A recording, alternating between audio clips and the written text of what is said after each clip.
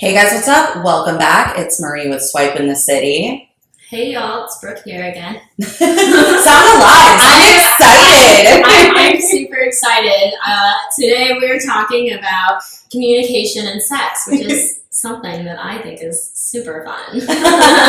Well, that kind of makes sense given, your line of work. Yeah. For those of you who haven't met Brooke yet, listen to last week's episode.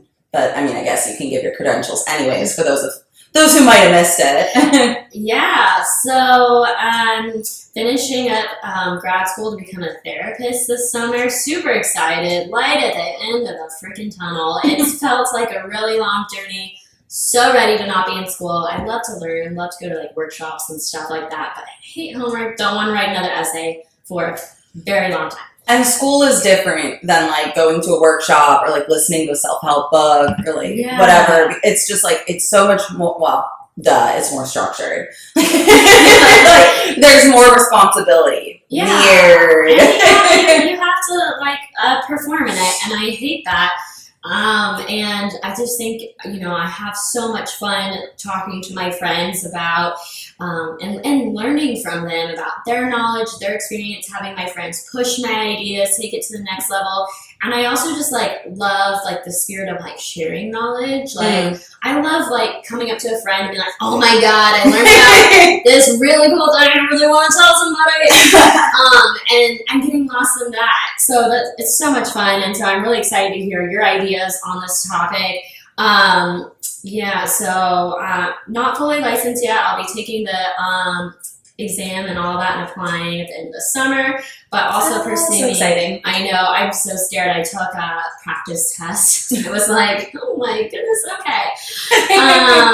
But yeah, pursuing sex therapy. That's what I'm doing my internship in.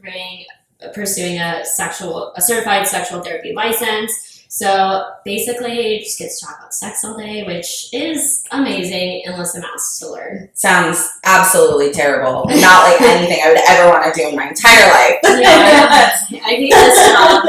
Helping people explore themselves and feel liberated. Hate that. It's the worst. What are to just dive in, what are some of the most common questions that you get from people kind of surrounding how do I tell my partner, how do I talk to my partner about this? Yeah, I think with sex communication and just about honestly any sexual related question is people just want to know am I okay? Oh. Am I normal? Does this make me weird? And I think that's just a testament to, I guess, how little sex education that we have. I think that people are so often looking through the lens of their own sexual experiences and their own sexual values and to compare or kind of assess something that they encounter that they're maybe a little less familiar with. And I think that's kind of the issue. And people just want to be accepted and know that they're okay. Yeah. I remember having sex ed in high school, which was really just kind of okay, this is what a uterus is and this is what a penis is, and the classic Mean Girls, use a condom. And I was actually thinking about this. My mom a lot of people, their parents give them the talk, right? It's this fucking ominous thing. My mom never gave me the talk. At least not to my recollection, so in which case it wouldn't happen to where I was old enough to really remember, which doesn't make any sense, so I don't think she did. Yeah. My brother got the talk. It was a little too late, but I never got the talk.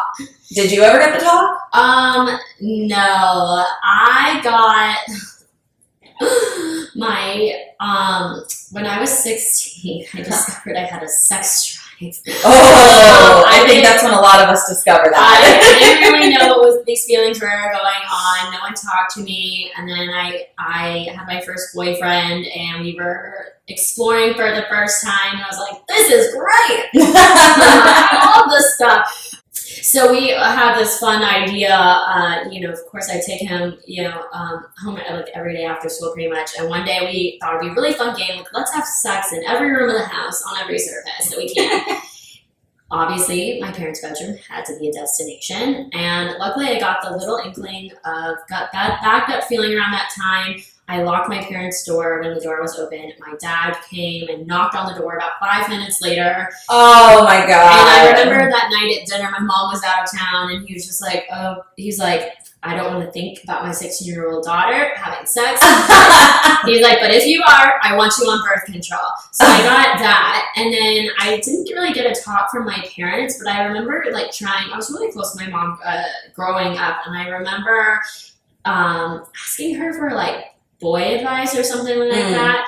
And I thought that I could tell her anything. And so I think I had told her that I had like hooked up with several different guys and was kind of trying to like navigate maybe feelings about them or something like that. I don't really remember.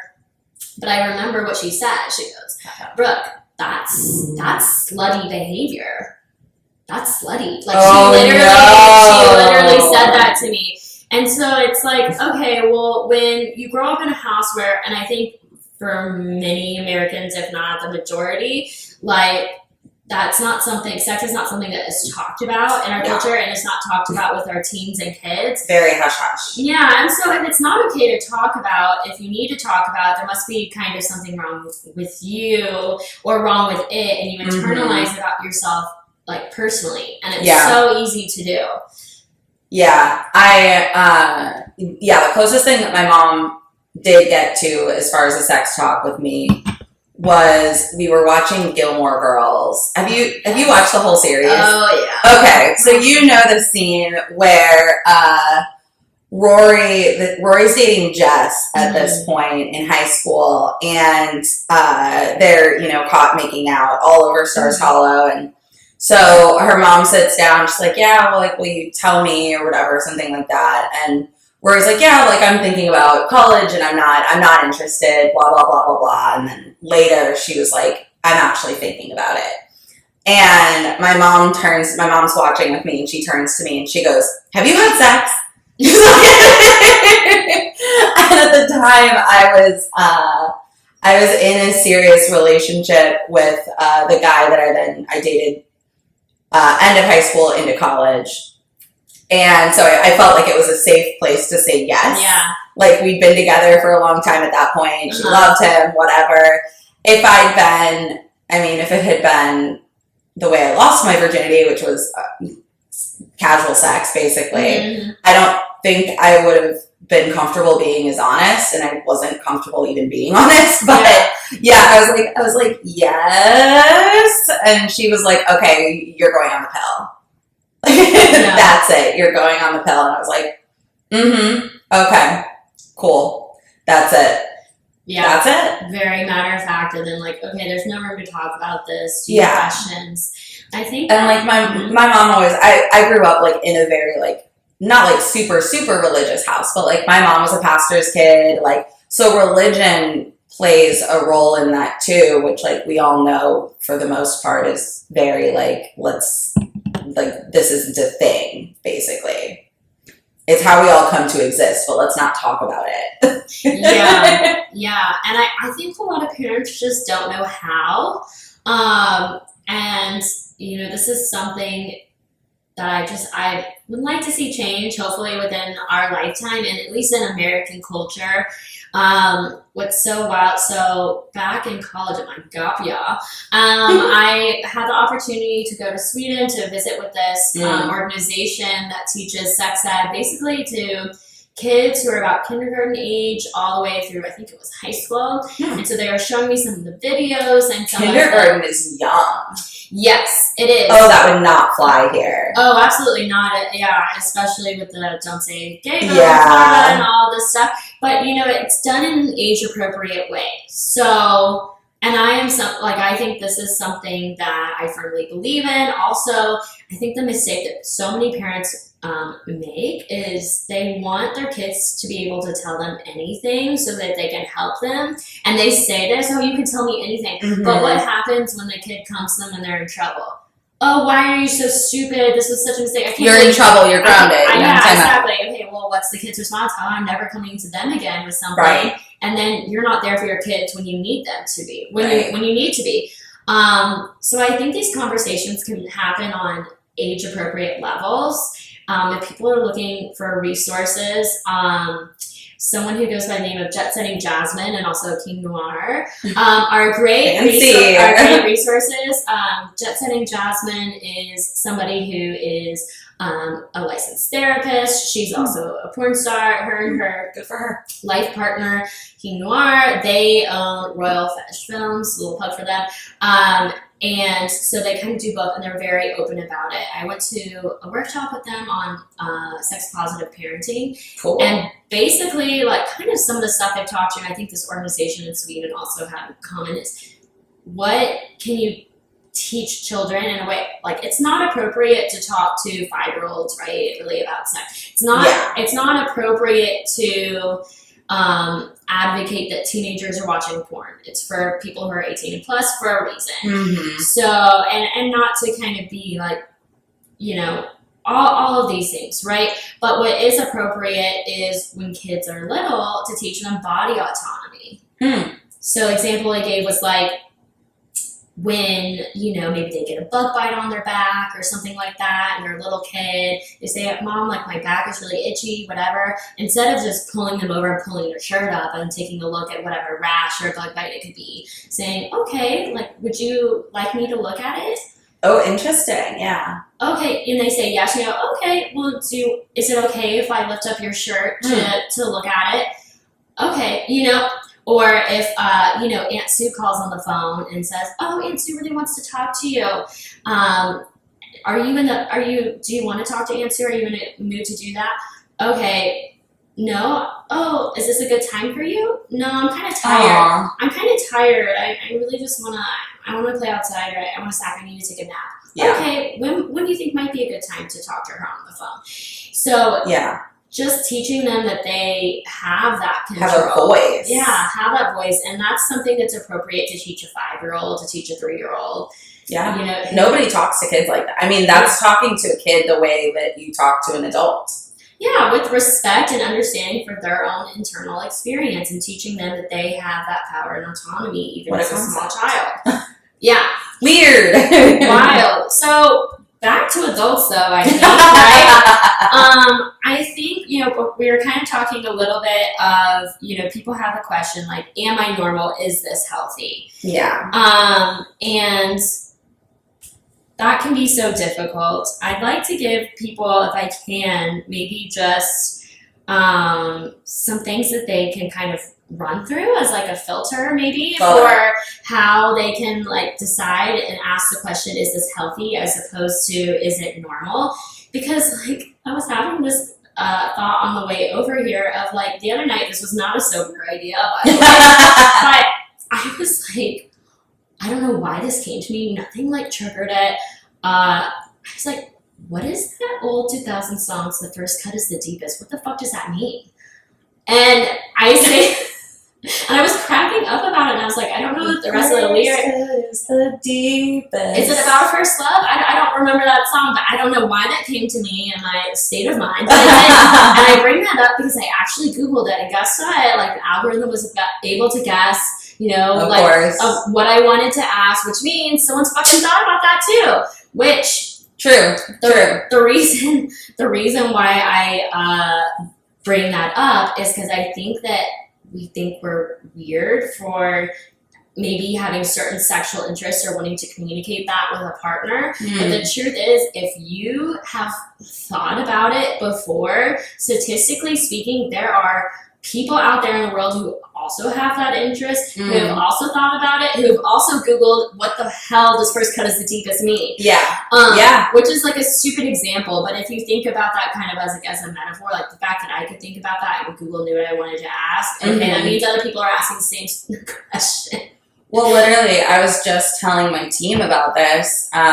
Yesterday, we have different like group channels through different departments. Different ways to or different places to ask different questions. And a lot of them come directly to me.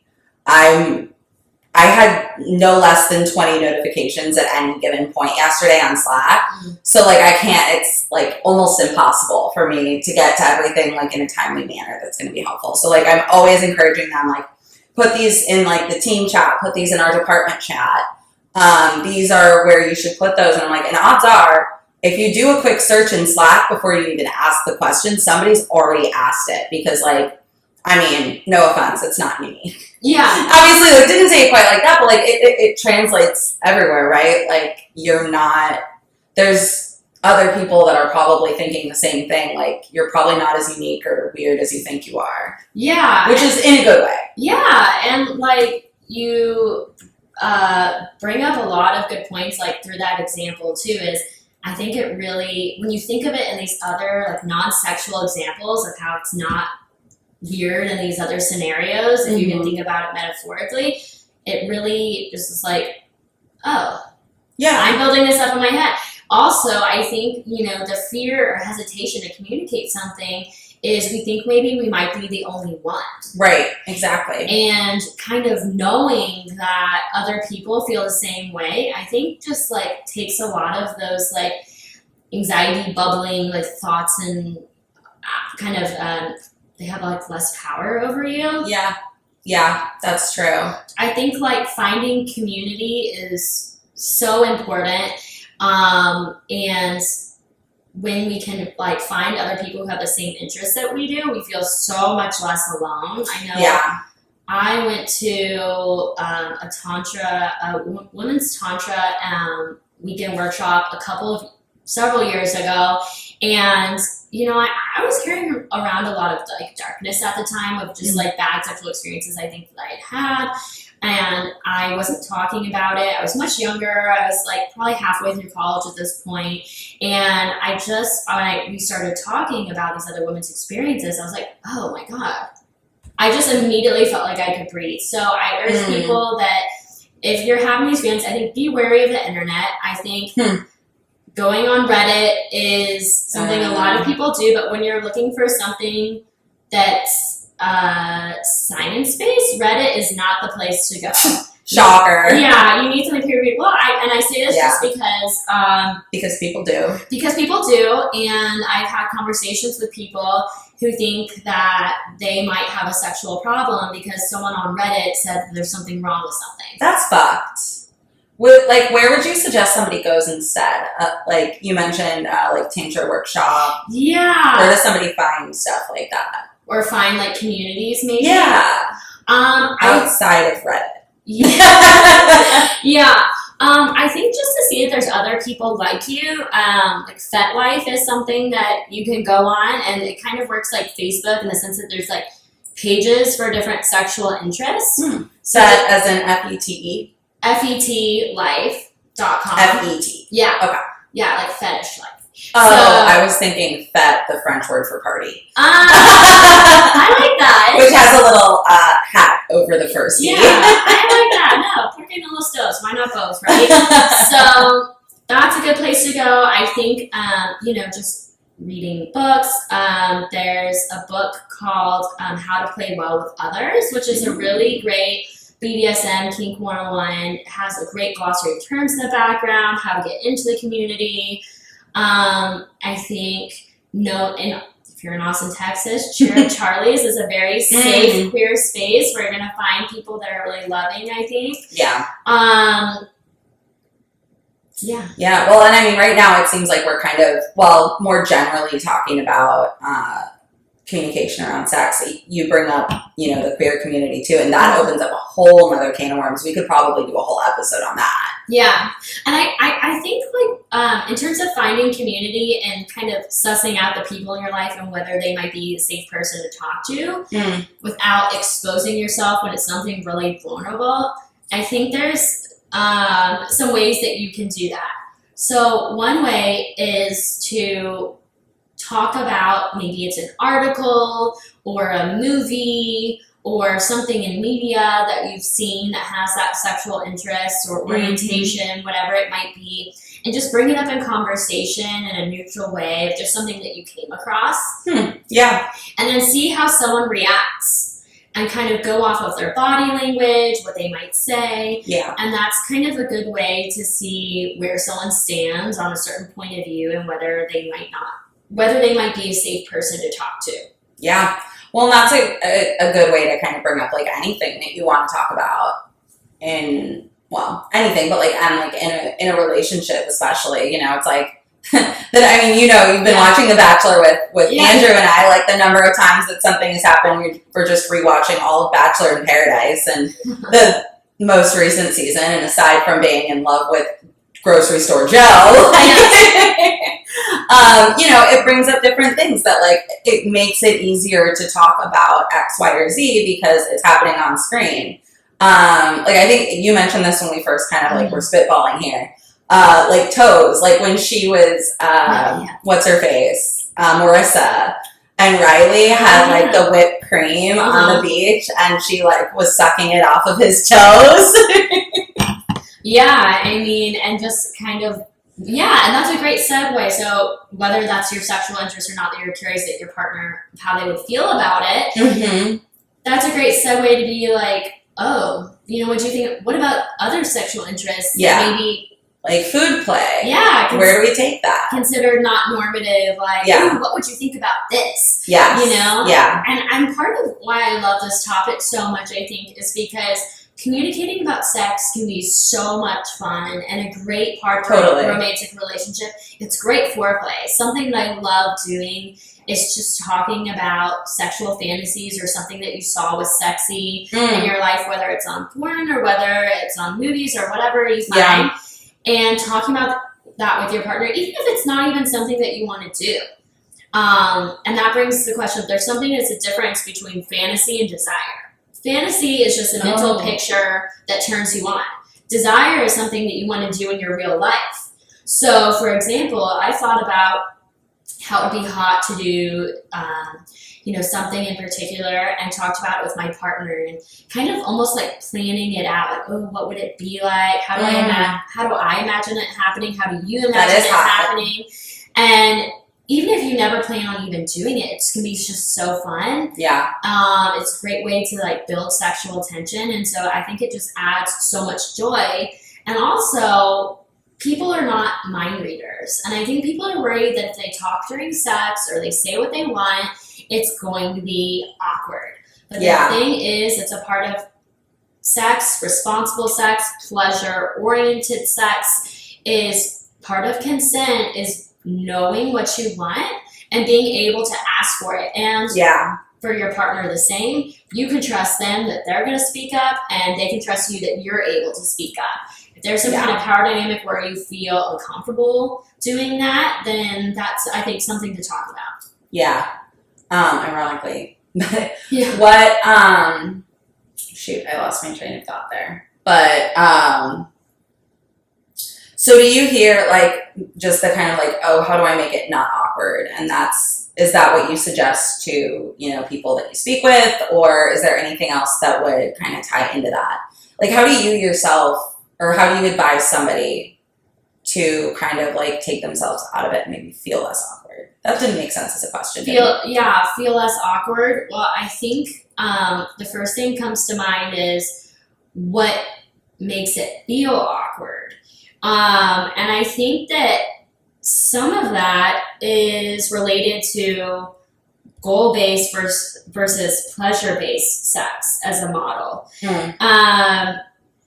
And also remind me to go back to the principles of sexual health. Eventually. Yeah. Okay. We'll talk. Yes. We'll get more into consent and dive into that. Sure. I think. And then also how do you know what you want? Like if you don't, especially maybe somebody who's not as experienced. Yeah. Or, and I probably shouldn't be as surprised when I meet somebody who's like in their late 20s, early 30s, and they've never had an orgasm, or they've had like one orgasm. Like, how do you advise somebody to kind of figure that out?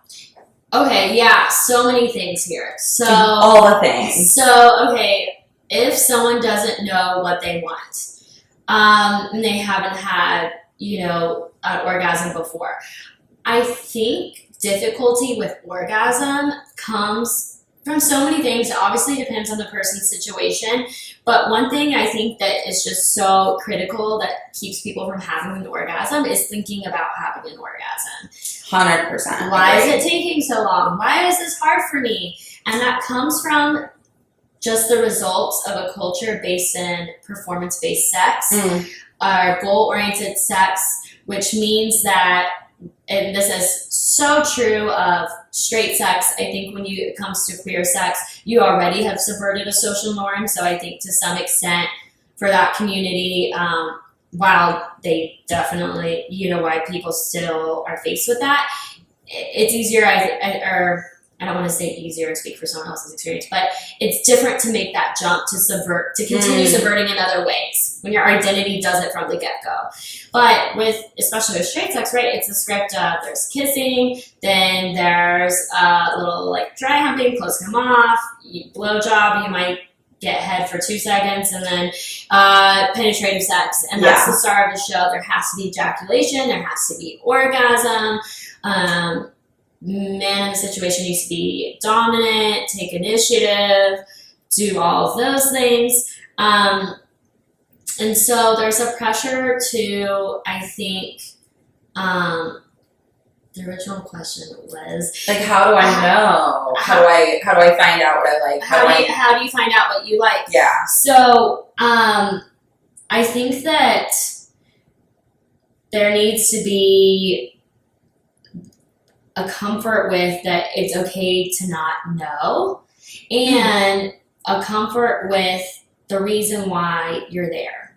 So the reason why you're there is not so you can have an orgasm, is not so there's ejaculation. Those things are nice. Those things are a bonus, but you're there with your partner to connect. And I think when you can come from this pleasure-based model, where penetration is not the star of the show, then you create a dynamic in sex where that's even possible. Because when you think about why am I not having an orgasm, you're taking yourself out of your body and into your mind.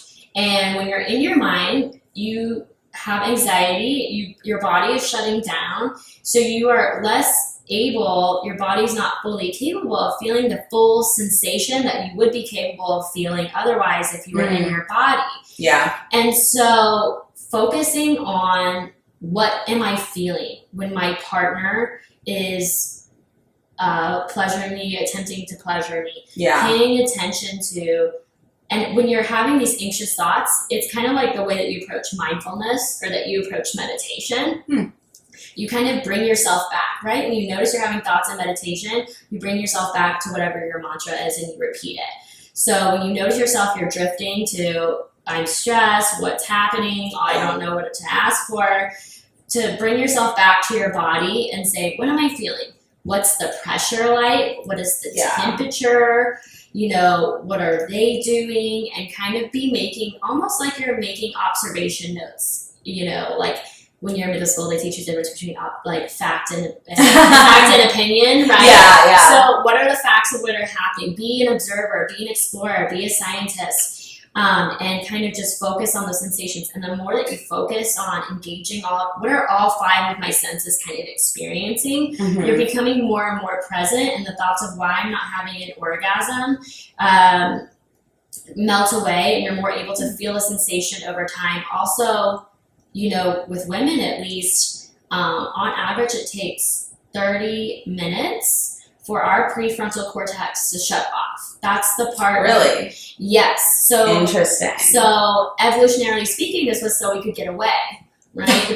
And that's really sad. Yeah. But it's a trait that's there. So to be able to, and our prefrontal cortex, of course, is our rational thinking, ability to make decisions, kind of like, that super cognitive aware kind of like processes that happen in our brain. So for us to be able to relax and get into our body, it takes on average 30 minutes, give or take. So I guess the last way I would just answer that question is, as we were talking about consent earlier, it's our ability to know what we want and be able to ask for it. If you don't know, go into your body. And I think having a partner who's paying attention to your responses and is also willing to be playful. If they're doing something and not getting a response, how can they, like, if they're giving you... Not get, like, butthurt. Not get butthurt. And also, like, if they're giving you a head, just try something different. Have fun with it. Enjoy what you're doing. Be playful. Oh, I'm looking up and down. Okay, what if I do circles? Okay, what if I pucker up my lips and, kind of move them lightly all over the vulva? What happens then? Assess the responses. What if I give more pressure? What if I change up the speed? And have fun exploring. And I think if you don't know what you want, also spend more time with yourself. OMG Yes is still running. It's a website that I discovered in college. It teaches women how to pleasure themselves. Different posts they have. It's kind of like the Google Map street view of like vulvas. They'll have someone demonstrate. That's wild. It's so wild how they personally get off, and they'll describe it. Then they have a video of them actually stimulating their vulva or vagina and doing it. And then they have like a street view where you like move your mouse and do what they kind of have instructed you to do to kind of practice. They talk to you about different techniques like edging and stuff like that. That's good. I've also heard of something called finishing school, although I've not looked it up myself yet, so you'd have to Google that. I think exploring with yourself. Sorry, thank you for coming. That's how I fully answer that question. Well, I mean, and it sounds a lot. I mean, you compared it to meditating. I mean, it sounds very much like almost like this pleasurable meditation. I think I'd rather have sex than meditate personally. Yeah. But I think that makes a lot of sense. I remember just like thinking back, one of my friends, I think in her mid-20s, had asked me, because I don't know, we were talking about sex in some way, shape, or form, and I was talking about how, like, whatever, I came so hard, something stupid. And she's like, I've never had an orgasm. And she's like, how do you do that? And I was like, I mean, I don't know how to explain it. I feel like I've always been, like, open to, masturbating and all of that kind of stuff. So I was able to kind of, like, almost learn whatever my own body. And I think that even though I didn't really fully know how to articulate that, I think I've always in the back of my head known that that's, like, really important. And then obviously, I mean, I think it's a secret and not a secret at the same time when it comes to your, like, anxiety and like kind of mental state and the way that influences how much you enjoy sex. I mean, there's so many mental blocks, whether it's like external things too, like depression and where that comes in. So I mean, I think all of what you're saying just makes a ton of sense. Long-winded explanation. Yeah, you're right. Same here, and I think that like there can be so many reasons to have sex. And I think also just making it okay that doesn't have to happen. To take that off the table. Yeah. The point of why you're having sex could be a lot of things: to emotionally connect with your partner, because you're bored, because you're stressed. I think people think that sex has to be this mind-blowing thing all the time. There's maintenance sex, just, when you feel like you're horny and you kind of just want to like release something. And that's okay. And also like, for someone who's never experienced an orgasm or really has a hard time like doing it, if the goal is just to key into what you're experiencing. So if you feel numb and if you feel nothing, to just practice knowing what's happening in your body as a step. And that's enough. Okay, I'm not feeling anything.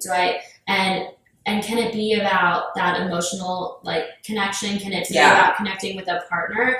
And that's okay. And I think also just becoming more comfortable with yourself. And if there's any fears about intimacy, okay, what's that about? Can we explore that? Yeah, totally. I mean, and you can I've enjoyed sex plenty without having an orgasm. Like, it's thing. I don't need to come every time. I like to, but it's a nice bonus, right? It's a great bonus. It's a great bonus if you come multiple times. Yeah, and I think when we have this performance idea of we're responsible for our partner's pleasure and orgasm, it's something we've been talking about a lot already. That kind of creates anxiety. But also, I think something that performance-based sex teaches us is that we have to tolerate pain or discomfort or something we don't like because we're responsible for our partner's pleasure.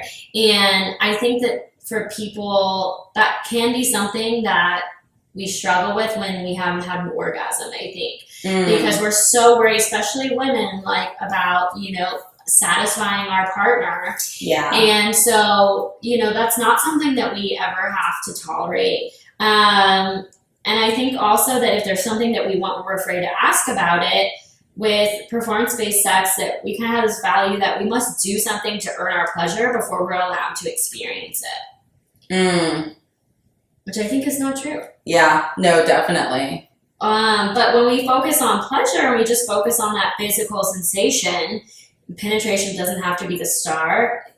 Sex includes all body parts. And prop sex is anything that is intended to be like sensual in nature or to give pleasure. So for some people, that might be kissing. Some people, that might be pouring hot wax on your body. It can be all different kinds of things. And I think also something, if you have trouble with orgasm or getting in your body, is understanding there's different kinds of desire, and understanding that there's a difference between arousal and desire. Arousal are the physiological responses. Your nipples becoming hard, maybe your vagina becomes wet, things like that. In terms of like the wanting, is not there yet. And that this happens for people of all genders and sexes. Statistically, women experience this a little bit more, but doesn't mean I've definitely talked to men who experience this as well.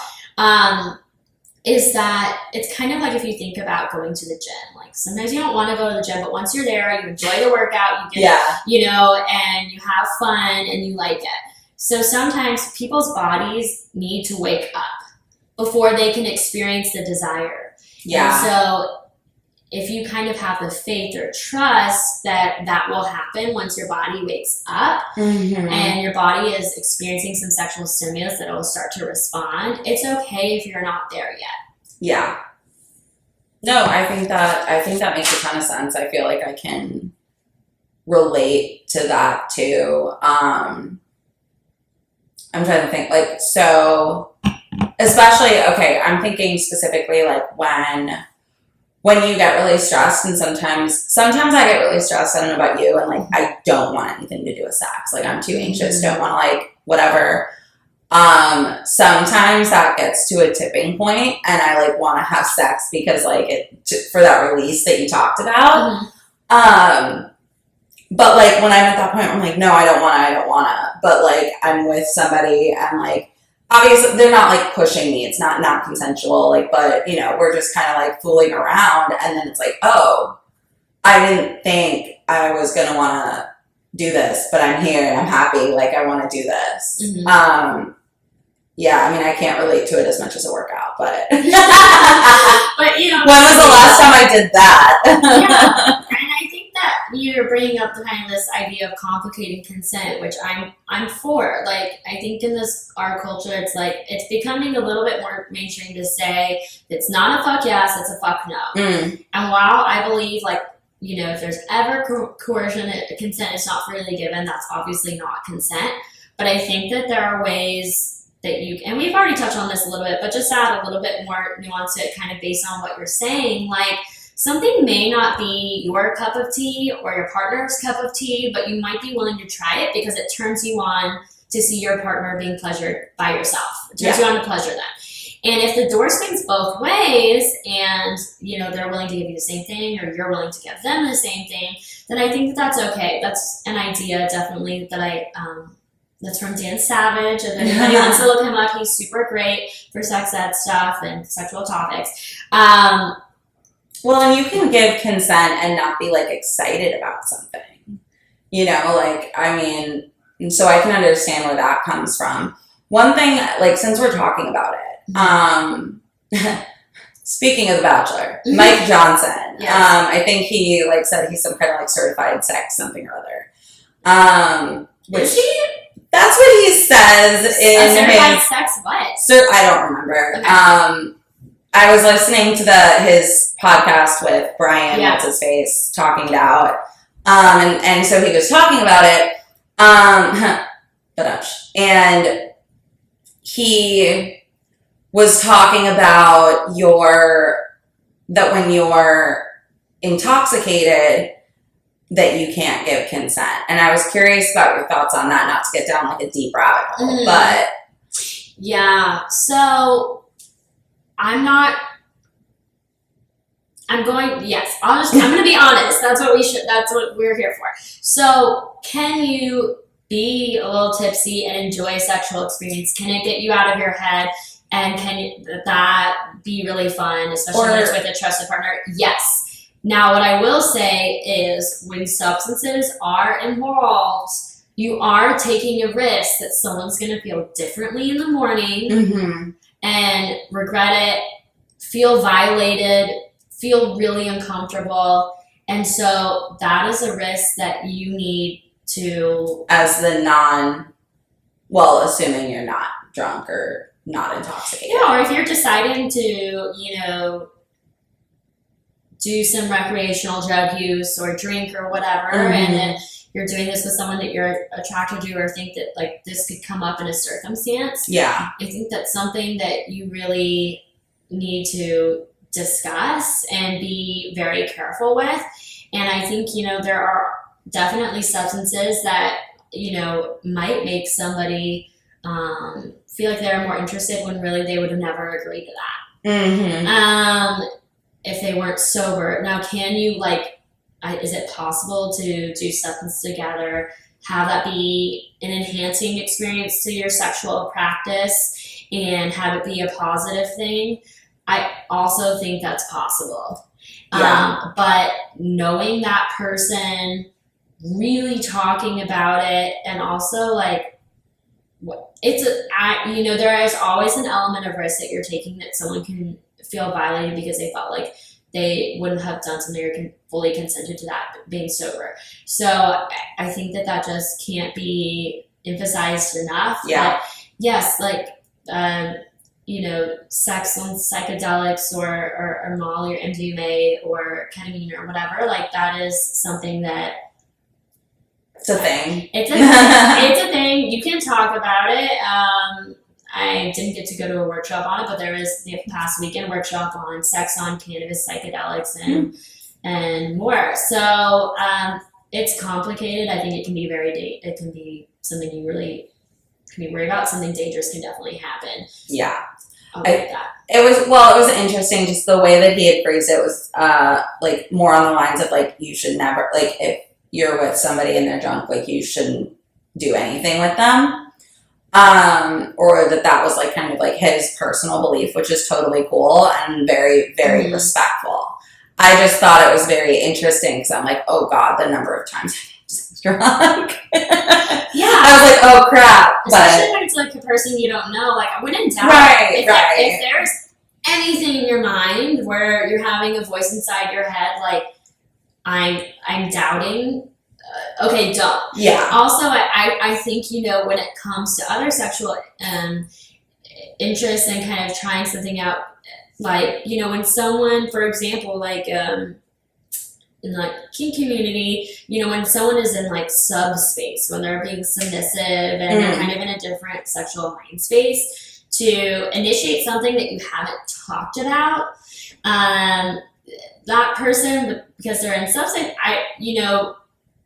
is it really okay to kind of initiate something when they're in a kind of, in a way, altered state of mind that you haven't talked about, or that they, because they're kind of in this submissive headspace that they might agree to, and it's not something you fully negotiated and talked out. And don't, you have to talk about those things before, I think. Yeah, well, I mean, obviously, you want to try to talk about that stuff before. What happens if, what do you think is the best way to get into that conversation? Say you're with your partner and you, are maybe sub and you are in this different headspace. You do something after you're not in that headspace anymore and you kind of think back on it and actually, I didn't really like that. I don't really feel good about that behavior. What do you think is a really good way to approach that with your partner in a way that's not, aggressive? I think it's just to be honest and speak from a place of your feelings. I think the way that you said that was great. And I think if you're the partner on the receiving end of that, something that, I'm assuming this person didn't intend to hurt or harm that person. Hopefully. So if that's the case, to say, oh my goodness, I am so, incredibly sorry that this happened. I never would ever intentionally harm you. I'm so sorry. What do you need in this at this time? What do you need right now? How can I take care of you? Do you need space? Would you like me to hug you? Can I make you a cup of tea? Yeah. And I think also, if you're trying something new, it never hurts to have a plan after. How are we going to communicate if something goes on during it? Are we going to use certain safe words or code words that might mean, hey, I need you to stop, and if I need you to stop, this is exactly how I would like you to take care of me. If I if something happens. Yeah. So I think always speaking from a place of your feelings and your experience, you can never go wrong. And I'm not speaking for the other person's experience. Yeah, I think that's really good. Let's talk a little bit more too about, since we're kind of touching on it a little bit, like trying new things, like talking to your partner about trying new things. What did we say earlier? Don't knock it till you try it. Yeah. So you want to try something new with your partner. How do you bring it up? You kind of said the media thing or something you brought up to kind of see what they might feel. I think, and that kind of doubles down on the Dan Savage kind of thought of like, okay, if you don't hate it and you don't feel coerced, then if you want to like try it, that's great. And I think it doesn't always have to be something that is such a like serious conversation, but I also think it just like depends on your comfort level. Are you coming from a place of like a lot of fear and tenderness? And if you're in a space of fear and tenderness, that's okay. I think you need to honor that you feel tender. You honor that you feel a little afraid, and that conversation might be a little bit more serious, and that's okay. But I think you are going to have to address whatever discomfort or tenderness is happening in order for anything to happen, no matter what the outcome is. Yeah. So that's definitely how I'd answer that question, but also think that if you don't have the same sexual interest or something is like coming up for you, to kind of talk about what your partner likes about that idea. What is appealing to them? What excites them about it? So asking questions. Yeah, like what does it give you? Because sometimes it's something like initially we wouldn't think we'd be interested. Sometimes if we can understand why it turns on our partner, we can get behind it, and that can be exciting, or we can be more curious. But also, especially for women, especially straight women, the sexual disgust kind of response lowers during sex. And so if you can kind of, in an outside space, say like, okay, I'm willing to try this and see what happens, you might surprise yourself. I know for myself that we kind of talked about the toes example. The toes example got me. I'm curious to hear of like anything that maybe you've ever tried also that kind of you were surprised about. But when I was doing my senior thesis, I was interviewing phone sex operators, and I was talking to one. I don't know how we got on this topic. I love that. But he was like, so you might be surprised, Brooke, that you might like when someone sucks on your toes. And I was just like, no, I appreciate that. I really don't think I'm going to, but okay. And then several years later was with a partner, and they went for it, and my eyes, I think, probably immediately rolled back. It felt so good. That's wild. I was so surprised. I was like, what is this feeling? And so if you're in a space where you're like, I'm curious, try it. Who knows? Yeah. Personally, I think I have too much, I'm too self-conscious when it comes to anything around my feet. So probably not something that I'll try, but I'm not like, whatever, if anybody else, I'm like, cool. It's probably not my thing. I'm trying to think of something that I've liked. I know there's things that I haven't liked. What have you not liked, and how did you handle that in the moment? I not to get graphic, I guess, but like, Or yeah, we're due, Whatever. right? Anal rimming. I got it. So I like receiving. One of my exes was into it, which is cool.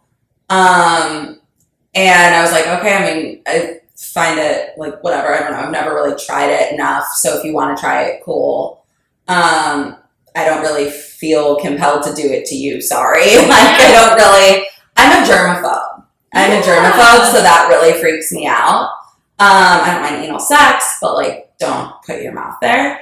And yeah, I think a lot of the reason too that I probably didn't enjoy it was because of that, like in the back of my, I couldn't get out of my head about it. Mm-hmm. That I was just kind of like, I was like, okay, when's it over? Like, and like, I'm like, okay, cool. And you know, if that's something that turns them on, like, cool. I'll like, I'm not in any physical discomfort by them doing it if that's something that they enjoy. It's just not something that I enjoy. Yeah, but you're okay if it gives them pleasure. Like, Yeah. it doesn't make you uncomfortable. Yeah, I'm just kind of like, all right, Okay. cool. I'll like play with myself or something. I'll do something else so that I'm enjoying something. Yeah, but it doesn't cause like discomfort or. No. Okay, so like, have you had to talk about that with a partner, and if so, like, how did you handle it?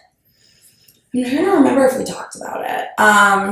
I think we probably did like a little bit afterwards, and I was just kind of like, yeah, it's fine. Like, there was somebody else afterwards that was talking about wanting to try it, and I was like, yeah, like, it's whatever. Like, if you want to do it, I'm cool with it. I'm very blunt about it, so I wasn't like freaking out. But they had asked me like directly. Yeah. Okay. That's really nice when partners are like super direct. I think also on the other side of it, right, with kind of the script of needing to do things that cause you any kind of discomfort to give your partner pleasure because of that performance-based like script I think so many of us come from. It's also a choice if you're like, you know, it makes me worry about, I just think about the germs the whole time and it takes me out of a sexy mind space, you know, I think maybe I'm not the person for you if this is something that you need to be doing. Yeah, that needs to be a big part of your sex life. Yeah, there's E. coli. I mean, not that like anything else is so much better. I mean, you know, there's germs everywhere, but yeah, no, there's just something about it. Yeah. I'm too prone to like getting a UTI too, so I'm like, no. Always go from vaginal to anal, people. Never go from anal to vaginal. Yep. You know, BB and all that. So, you know, I think that kind of brings a question of like, people sometimes hesitate to communicate about sex because they're like, what if my partner doesn't like the same thing that I like? What if they don't like it? And I think that you know, we kind of touched on some of this, but just to like cover, you know, make sure we cover kind of these points is one thing is like we were talking about before when we were brainstorming is, you know, have you ever wanted to like go do something on like a weekend plan and just like not been into your friend's suggestion or they weren't into yours? Yeah. And like you laugh or you just tell them that you're in a different mood, right? And then the conversation moves on. Yeah. Like you don't need to do anything. The same way that you don't need to go out with your friends if you don't want to go out with your friends, you don't need to do anything in the bedroom that you don't want to do in the bedroom. Yeah. And honestly, I think there's a lot of people that don't feel fully confident in that. Yeah, it's. I mean, we have different interests and tastes, and you're not going to line up one partner. It's not possible to line up and on every single thing that they're going to be able to provide everything that you need, or they're going to, you know, all those things. But you know, I think you laugh and you move on. Or you know, we've all said some weird shit when we drink too much coffee, and they're like, "Wow, that was like so hyper." But like, does that ruin a friendship, or does that had too much alcohol? No, like, you know, you kind of you giggle about it, and that's okay. And giggles are fine. Giggles are great. Yeah. Are there like, I mean, we've kind of touched on like just some different combo starters. One thing actually, Andrew and I did last weekend, I was cleaning up, speaking of like just kind of using things that you find in the real world as a conversation starter, I was cleaning up my phone because I'm really sick of the iPhone notification that's like, you ran out of space in your iCloud. I'm like, just shut up, I'm not buying more, I'm annoyed with you.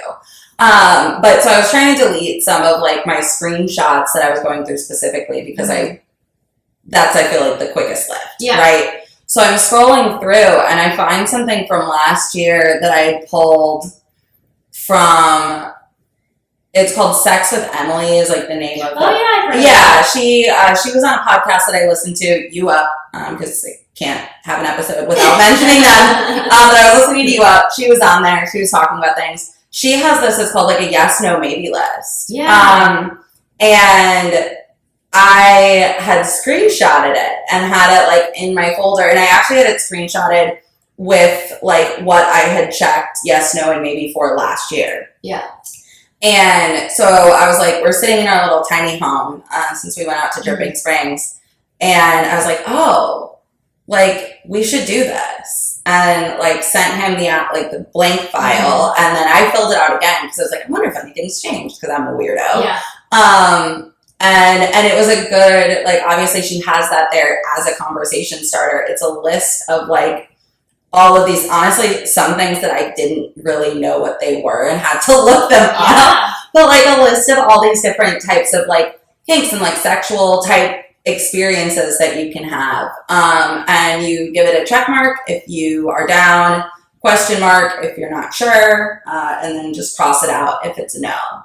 And so it was a cool like kind of like little activity to do and like see like where we were aligned. And I would say we're not like, we didn't get 100%, we're not aligned everywhere, but like definitely there was a lot of overlap, which is cool. Yeah, overlap. And there's a couple things you're reminding me of when you were talking. One is there's this app that's free called Confessions X app. And what's so great about it works kind of like Tinder with different sexual interests. You invite your partner, so you swipe right if you're interested in that sexual interest or desire, fantasy, and then you swipe left if not.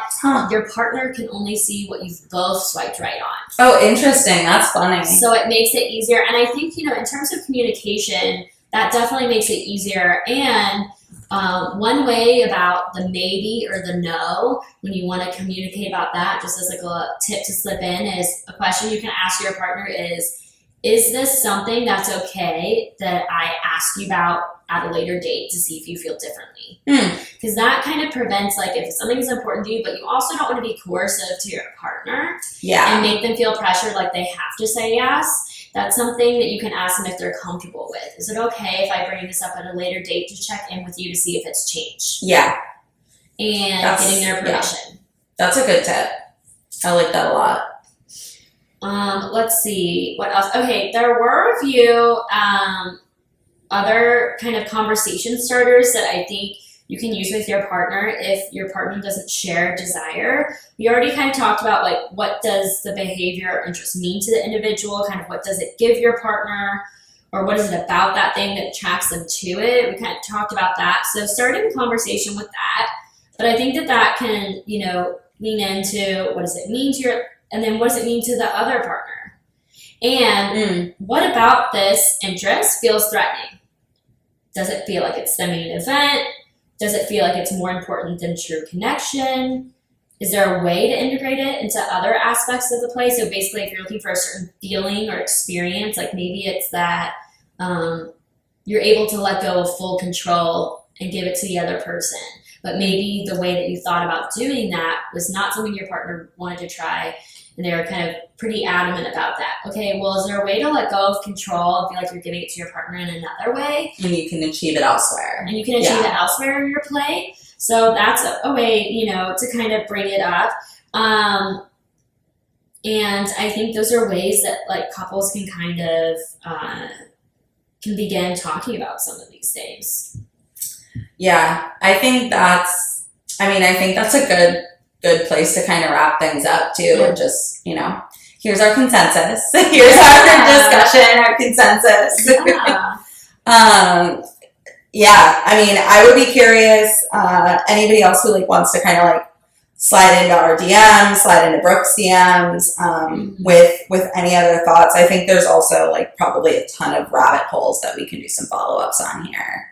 Yeah, and I guess one other little golden nugget that I would just like to drop in that I think we didn't get to was kind of when you're asking the question of is this healthy as opposed to is this normal? That you can kind of how did this go? Here it is. That you can kind of get into is you can look up Roger Libby's sexual health principles, and the World Health Organization has adopted something that's pretty similar. Is one, is it consensual? We've talked about how part of consent is knowing what you want and being able to ask for it too. Non-exploitative, so are you not leveraging your power to get what you want? Honesty, each person has the right to establish their own standards with a partner, and there's open and direct communication, which is different from transparency. Shared values, that you're kind of on the same page of what you're getting from this, articulating what's okay, the meaning behind it. Are you being protected from the things that you want to be protected from, unwanted pregnancy, STI, HIV status, and pleasure is at least the intention to be mutually pleasurable. If yes, you're good to go. There you go. It's a wrap. Brooke, where can people find you? I'm on Instagram. My handle is most_babbling, as in babbling Brooke. Full heads up, my Instagram looks like your grandmother made it. No offense to anybody's grandmother. I'm sure that somebody's grandma knows how to do Instagram way better than I do. Yeah, that's a great place to find me. I love it. You can find me at Marie R. Carlson anywhere. You can find us at Swipe and the City across all platforms. Thanks for listening, and cheers.